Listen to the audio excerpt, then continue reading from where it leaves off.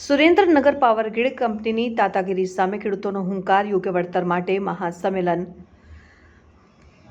નમસ્કાર, સુરેન્દ્રનગરમાંથી એક મોટા સમાચાર સામે આવી રહ્યા છે। સુરેન્દ્રનગર પંથકમાં પાવર ગ્રીડ કંપનીની કામગીરી સામે ખેડૂતોમાં ભારે રોષ જોવા મળી રહ્યો છે।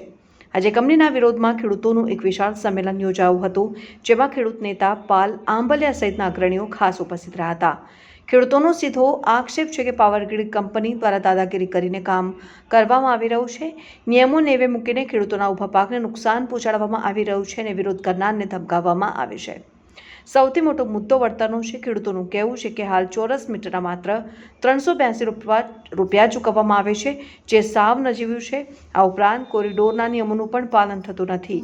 આજના સંમેલનમાં ખેડૂતોએ એકે અવાજે માંગ કરી છે કે કંપની પોતાની દાદાગીરી બંધ કરે અને જમીન તેમના પાકના નુકસાનનું પૂરતું અને યોગ્ય વળતર તાત્કાલિક ચૂકવે।